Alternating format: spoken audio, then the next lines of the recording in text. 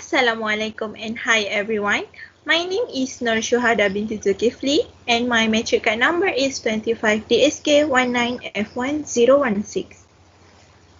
Hi, my name is Nur Afisha Akira binti Saiman and my matric card number is 25DSK 19F1020.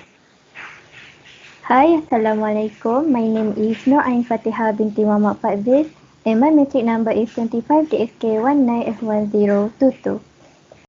Hi and Assalamualaikum. My name is Nunabiha binti Alias and my matric number 25DSK19F1024.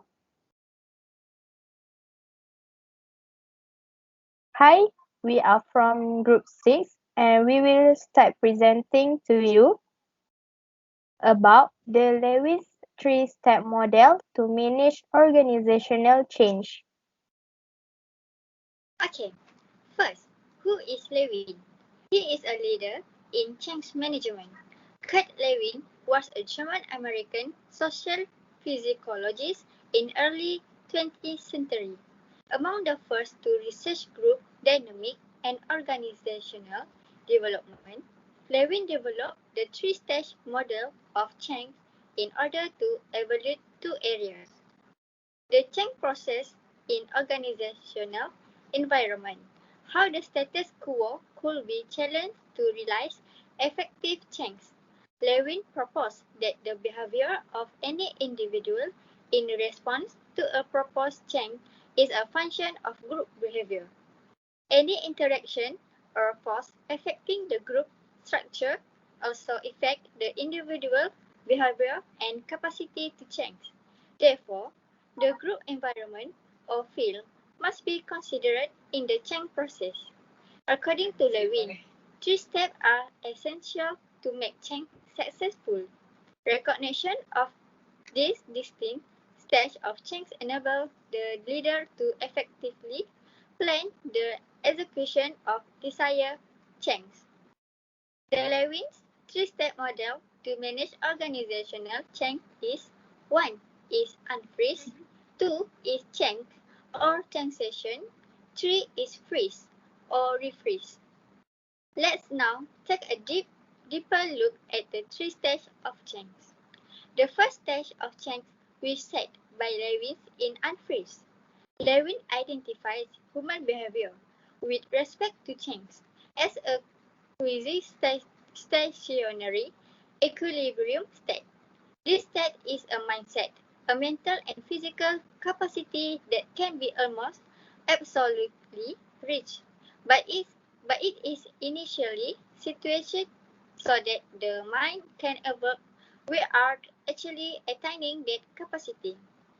For example, a contagious disease can spread rapidly in a population and receive initial measures to contain the escalation. Next, let's talk about the unfreeze stage. The unfreeze stage encompasses ensuring readiness of change by preparing the organization to understand and accept the criticality of the need for change. There are four key steps describe the unfreeze stage. First, ascertain the need for change. During the unfreeze stage, the first step is to conduct a current state assessment, which is CSA, of the business to determine what needs to change and why. The step also warrants breaking down the status quo, challenging the existing behavior, revising the prevalent practice, and creating new ways of doing business. 2. Gather support. Next, the leadership needs to draw support for change from key people in management and across the organization through stakeholder analysis and stakeholder management, and outline it as one of the foremost priorities for the enterprise. Third, develop the strategy and plan to communicate the need for change. Subsequently, senior management should work on utilizing the organizational vision and strategy to substantiate the communication of the vision for transformation and the need for change across the board. This demands planning and developing persuasive message and organized sharing mechanism. Fourth, appreciate and manage any reservation and uncertainties.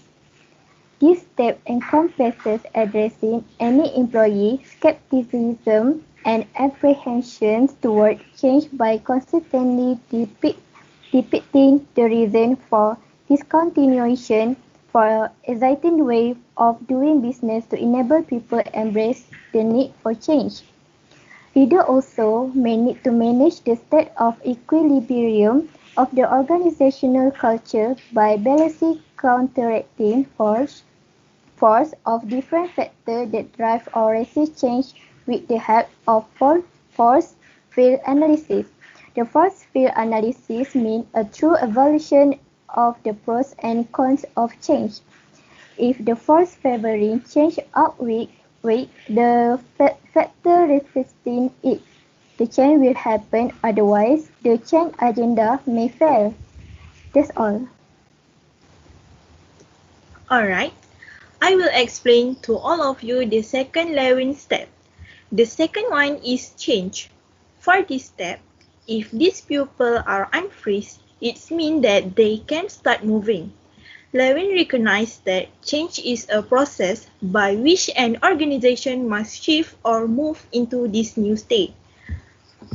This type of change, also referred as transition or moving, which is marked by the implementation of change.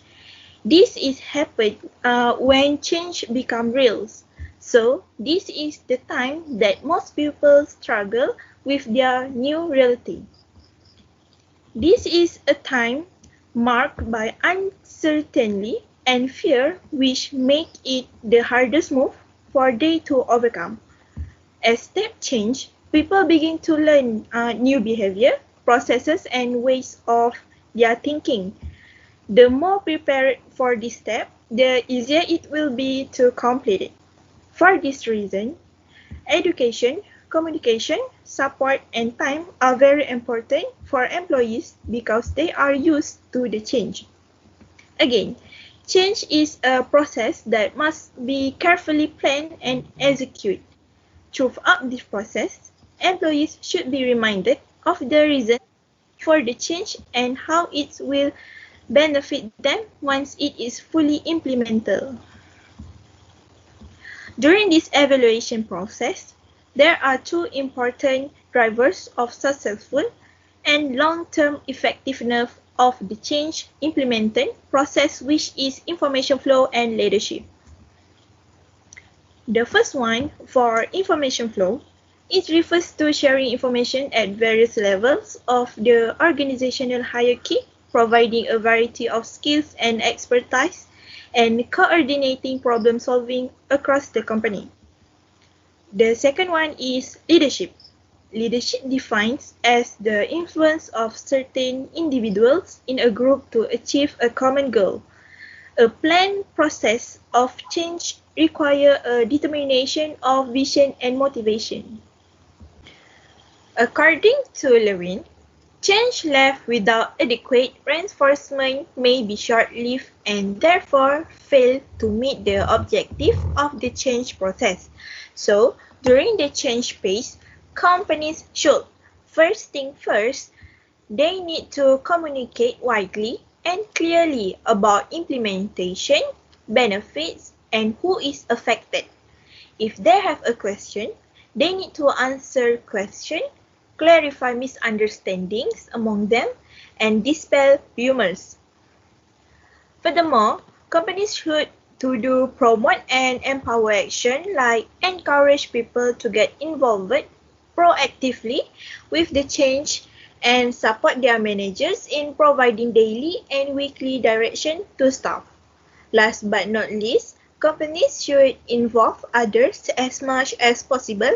It means these simple wins can be grouped into bigger wins, and working with more people can help you navigate with multiple stakeholders.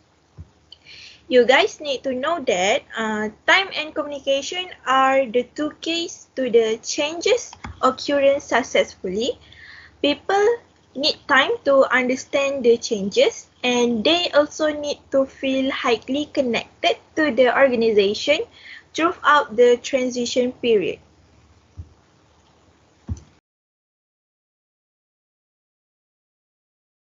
I will explain to you the last step, which is refreeze. Refreezing takes place after the change. This is the point when organization establish the change as the standard. Those affected embrace the new ways of working. Moreover, reinforcement and measurement of behavior change take place. These incentive systems are put into place to achieve desired behavior. Achievement appraisals, promotion and bonuses based on desired achievement and result generated. Organization develop objective measure to measure their effort and formulate strategies to sustain change into the future. The freeze stage rests on four practical steps. The first step are anchor the change in your culture. To make any change stick, it should become part of the core of your organization. You must make continuous effort to ensure that the change is present across all aspects and giving it a solid place in your company. It's also important for your company's leader continue to support the change.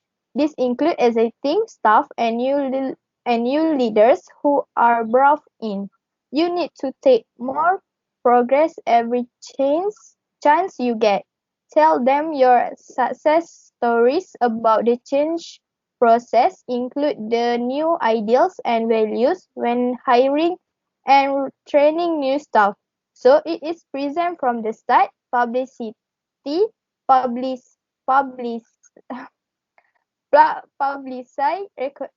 publish, public, publicly recognize the key members and enablers of the change.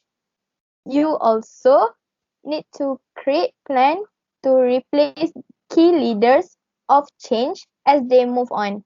This will help them to ensure that their legacy is not lost or forgotten. The second one is developing ways to sustain to change. Company needs to ensuring leadership and management support and adapting organizational structure when necessary. They also need to establish feedback processes. They also can create a reward system so for people to let go of the old ways and adopt new ways of doing things. You need to adapt your organization processes, particularly reward system. The company also need to find opportunity to show you're successful where individuals within the business have implemented something successfully or handle something in the way you want. The next one is provide support and training. The investment in training that a company makes show employees that they are valued. The training create a supportive workplace. Employees may gain access to training or they would have otherwise know about or sought out themselves. Employees who feel appreciated and challenged through training opportunities may feel more satisfaction toward their job. The last one is celebrate success. As part of the refreezing process, make sure that you celebrate the success of the change. This helps people to find closure and as a thanks to them for enduring a painful time and helps them to believe that future change will be successful. Fundamental understanding of how change occur. In the context of social behavior, observed at the individual and collective level within a group. Change management has taken both supportive and opposing direction. This is an important reminder when a modern change management framework does not work for a particular use case and business need. It considers the basic for understanding change-based social behavior. That's all from us about the Lewin three-step model. Hope that you can enjoy our presentation. Thank you for your time.